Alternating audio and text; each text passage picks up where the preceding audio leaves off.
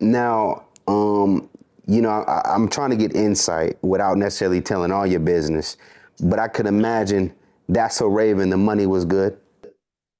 Yeah, yeah, no. They took care of a young player. The money was good, and I would imagine that Raven was doing her thing, as well as I think Orlando Brown also was probably seeing some good money per episode. Now, fast forward to 2024, even 23, 22, and probably in the last few years, we looking at Orlando Brown. Does it hurt you to see how his story kind of has ended up currently facing homelessness? I think at one point, like what's your perspective on that, Um, I just try to pray for my brother, man. One thing I do know is he's way smarter and a lot more aware of what's going on around him than a lot of people believe, and than he wants a lot of people to believe. This is somebody I know. Trust me, he's not no fool by a long shot. He's not no clown type of dude. He's a very intelligent dude, and he's very calculated. Are you saying you thinking that he's faking this? Someone You think he's faking the antics, or is it more like he's just aware of what it brings? I think he's aware of what it brings. Y'all don't want to talk. I'm gonna give y'all something to talk about. Y'all don't want to. Y'all don't want to. You know what I mean? I'm gonna give y'all something to talk about. You got to realize, people like me, Orlando, we come from the era of the saying, what's the word?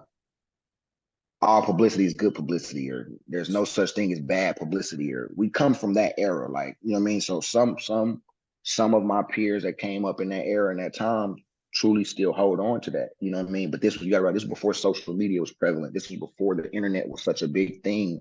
Right. So there really was no bad publicity, because if it was something that people didn't want to get out, we just gonna bury it.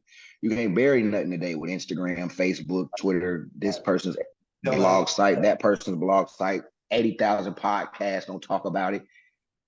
It's hard to bury certain stuff now, but you know what I mean? I don't, like, at the end of the day, I know we all go through stuff. So, you know what I mean? I'm pretty sure if he's truly going through something, I said my prayers are with him. That's my brother. Like, I got love for him to the day I die. Like, people don't realize that's probably one of the, like, mind you, we just touched on me working with Eddie Murphy. When I tell you that Orlando Brown is one of the most talented people I've ever shared a camera with, man. Talented, genius, brilliant. Understand me when I say it, bro. Brilliant.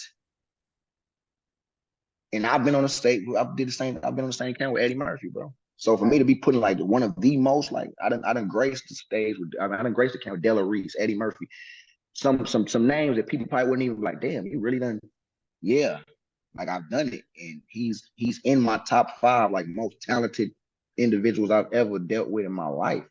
Like, he's one of them ones, bro.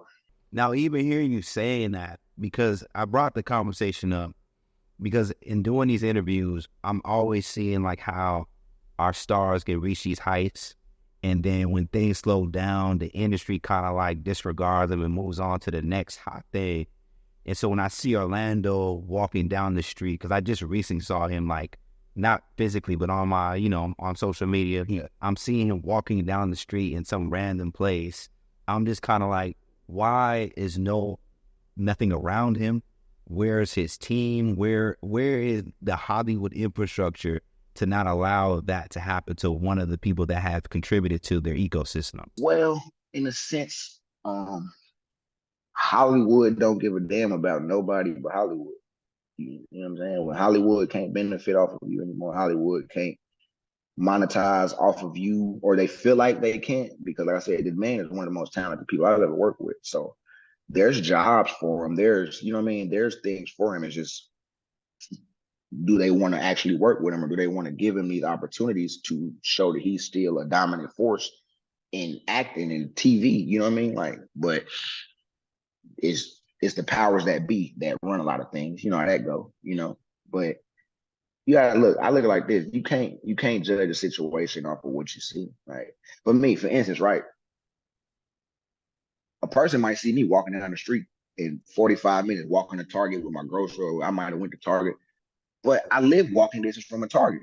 Now, but to the wrong person, they see me walking with these Target bags, and a pair of sweatpants and a hoodie on, ain't got nothing on crazy, some house shoes.